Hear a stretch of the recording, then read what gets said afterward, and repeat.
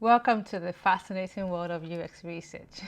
In today's video, I want to give a guide, or would I say a description, that could be helpful to those who have zero or limited UX experience break into the field. So if that's something that you might be interested in, please stick around and let's get right into the video. First off, I'm glad to see you on this channel. My name is Tobi Lasisi and I'm a user experience researcher. Like I said earlier, this video is all about giving a description, or if you call it a step-by-step guide that can help anyone get started their UX research career. So to help us get started, let's describe what user experience research actually is. At its core, user experience is simply the systematic study of target users and their requirements. So it's all about understanding the user experience as real users interact with your product. So who exactly is a user experience researcher and what magic do they bring to the tech world? So in very simple terms, as a UX researcher, you are the bridge between the users and the design team. You are the voice of the users in your organization. So let's bring it down, or let's break it down and bring it home. What does a UX researcher do? Essentially, a UX researcher's job is to ask the right research question and then find the right UX research method to answer those questions. There are several UX research methods. So find the right UX research method to answer those questions. And then when you have the answers to those questions, bring those answers to a broader group of collaborators on a single product so that we are able to build product and experience that better fits human needs or that makes human life easier. Capiche? Understood? So if you're someone that is passionate about making a difference or impacting or influencing how people interact with technology, then UX research might be that perfect field for you. Based off of how we have defined what a UX researcher does, what are the skills that are required, or what are the skills that you should have as a UX researcher? First off, I will start with your research knowledge and I will combine that with your problem solving skills. So your research knowledge basically is your craft. That's the rigor. That's your ability to solve a problem. And really it ties with your ability to be able to creatively think of solutions to improve user experience. Next, let's talk about your general design and UX knowledge. That is your ability to understand the context of what you're doing research in and also understand what you are able to influence. Another very important skill is the analytical skill. So the core strength of a UX researcher lies in their ability to analyze behaviors and data. So you have to be able to analyze large amounts of information in order to be able to find patterns and insights that are able to drive design decisions. So you are able to support the design team with insights from your user research. Next, I'll talk about your product thinking knowledge. Now, you don't need to be a developer, but you need to understand the product development lifecycle such that you can understand when would what problem be most pertinent so that a UX researcher can jump in and help solve. Next, I'll talk about the communication skill. This is another big one. You have to be able to communicate your insights and findings from your research to your stakeholders clearly and in a convincing way. Last but not the least for today is your impact and leadership. And that's your ability to understand how to influence other people's decision with data and also understand how to drive a product strategy.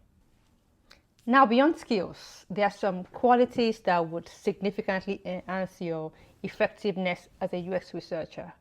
Let's go ahead and discuss some of them. First on my list is empathy. This is very crucial. So empathy is your ability to put yourself in the shoes of your user, and that allows you to understand their experience and their frustrations very deeply. This is a very crucial quality. That's my skill. A very crucial quality, especially when you're running user interviews, doing usability studies. You would need to wear your empathy garment on to enable you understand your user's experience and their frustration as deeply as you need to. Next, let's talk about curiosity. First and foremost, curiosity is the engine that drives all UX researchers. So it isn't about just asking questions. It's about wanting to deeply understand how and why users behave the way they do. It's about not being satisfied with surface level answers and digging deeper and deeper. So the last but not the least quality I'd like to mention today is your ability to adapt, adaptability. We know the tech world is fast changing, and so are your users' expectations. So you have to be open to new ideas, to new tools, to new methodologies. It also means you have to be willing to change the focus of your research in an event that there's new data available that requires that you change the focus of your research. Then you have to be willing to do that. Or maybe there's just a change in the project's goal.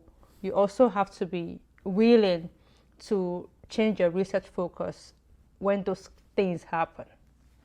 Now, I must say the skills and the qualities that I've mentioned in this video are not exhaustive. There are more skills and more qualities that we'll talk about in subsequent video. But note that when you combine the right skills and the right qualities and knowledge, you can become invaluable in any UX research team. Next, let's talk about what kind of education you need to break into the UX field. So let's talk about the educational pathways. Now, there are multiple paths that are available to you depending on your education level, your professional background, and the resources that are available to you. Now, let's discuss some of this. So let's talk about the university degree option. So option one, academic degree. You can decide to go back to school and get a higher degree. You can either get a master's or a PhD.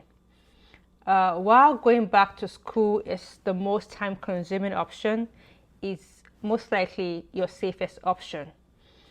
Courses focused on human-computer interaction, HCI, cognitive science, psychology, or anything around that is very valuable.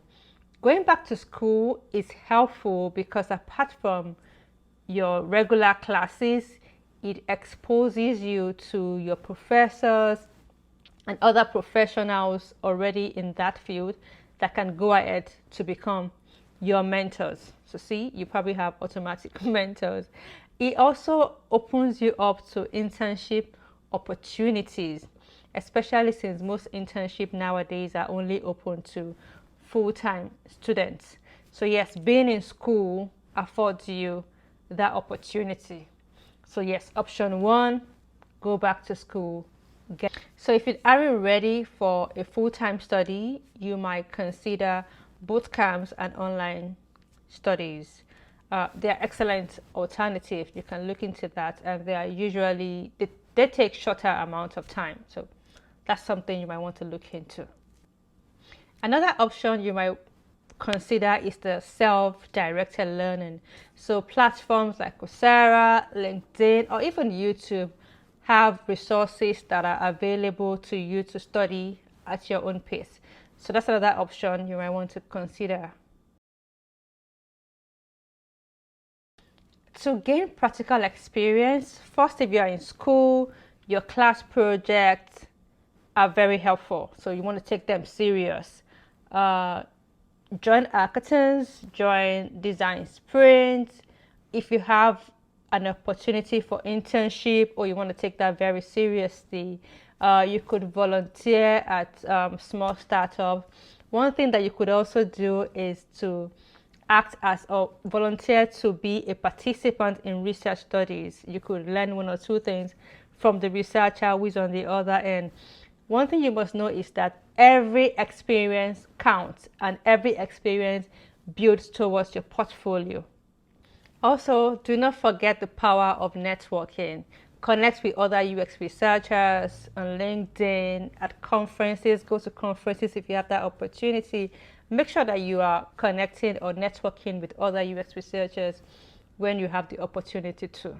One advice for all of your projects, make sure you document your processes from beginning to the end. Make sure you are documenting. This adds up to your portfolio. Every experience counts. So that will be all for today. So if you found this video helpful, please don't forget to give it a thumbs up and subscribe to this channel for more awesome content. If you have any question or need advice, drop your comment. I'd love to help and I'd love to read from you. Thank you so much for watching, and I'll see you in my next video.